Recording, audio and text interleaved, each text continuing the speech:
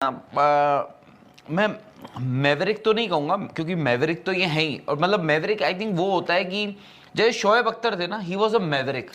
ये जो है ना Jasprit Bumrah is not a maverick. Jasprit Bumrah is a genius. Exactly.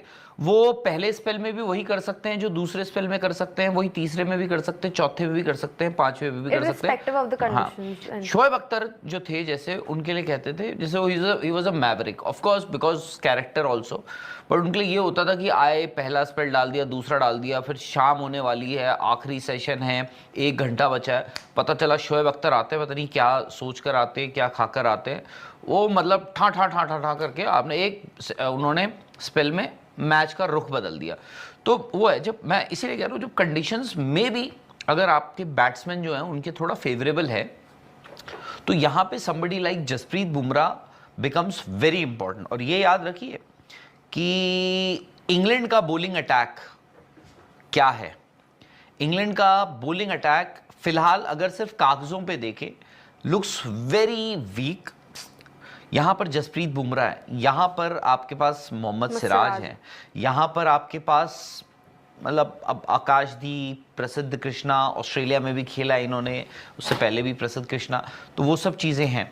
तो जसप्रीत बुमराह आई थिंक वो ये है कि कंडीशंस अगर बैटिंग के लिए फेवरेबल है तो वहाँ पर भी आपको सरप्राइज कर सकते हैं, बल्लेबाजों को वहाँ पर भी वो स्ट्रगल करवा सकते हैं।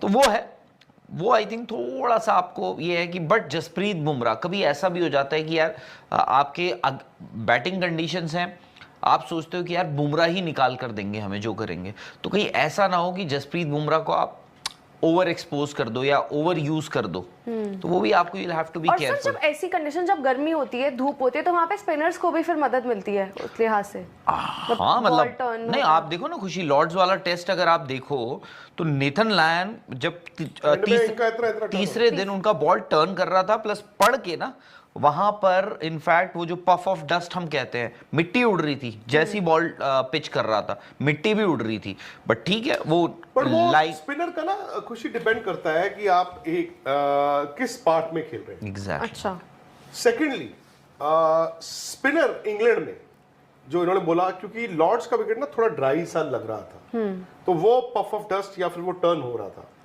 हेडिंगले में क्या होगा, विकेट ड्राई नहीं होगा, उसमें उन्होंने वो घास तो देना ही। अब घास जो है वो लाइव ग्रास ग्रीन है या येलो है, थोड़ा सा उस पर डिपेंड करता है, और ग्रास पे बॉल इतना टर्न नहीं करता। वहां पे स्पिनर क्या चाहता है, स्पिनर चाहता है कि विकेट में मॉइस्चर रहे, क्योंकि मॉइस्चर होगा तो बॉल टर्न होगा। इनफैक्ट हेडिंगले लाइक पर्थ और ब्रिस्बेन की बात करते हैं ना, जो भाई इंडिया के लिए हमेशा बड़ा मुश्किल वेन्यू किसी के लिए भी रहते हैं, ऐसे हेडिंगले इंग्लैंड का ऐसा वेन्यू है जहां पे बाकी टीमें परेशान होती हैं।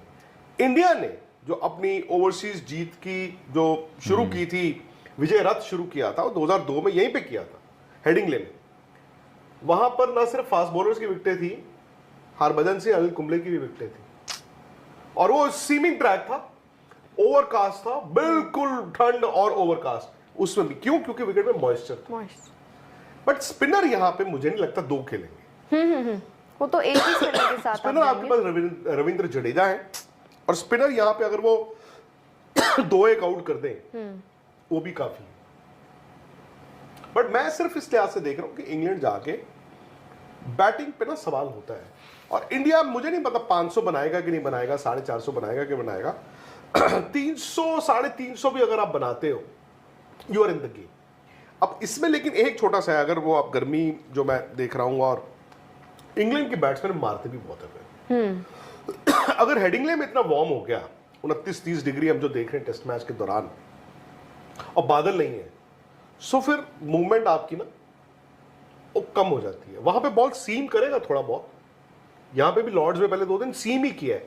स्विंग तो ड्यूक्स का बॉल कम ही होता है, ज्यादा सीम होता है, तो सीम वहां करेगा, बट वहां पे ना फिर बॉल आएगा, अगर खेलते भी फिर वैसे ये तो है। और कभी कभार ये भी हो जाता है फिर आप ना, इवन फॉर फास्ट बॉलर्स, आपको याद होगा लॉर्ड्स टेस्ट जो इंडिया ने 2021 में खेला था चितेश्वर पुजारा का, आई थिंक जिमी एंडरसन ने उनकी विकेट ली थी।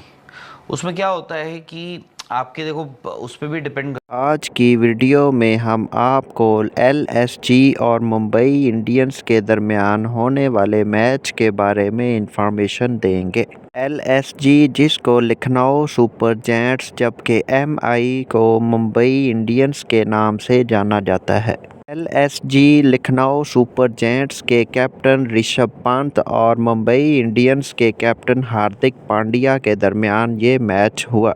एलएसजी ने बेहतरीन बैटिंग करते हुए 20 ओवर्स में 203 का टारगेट दिया।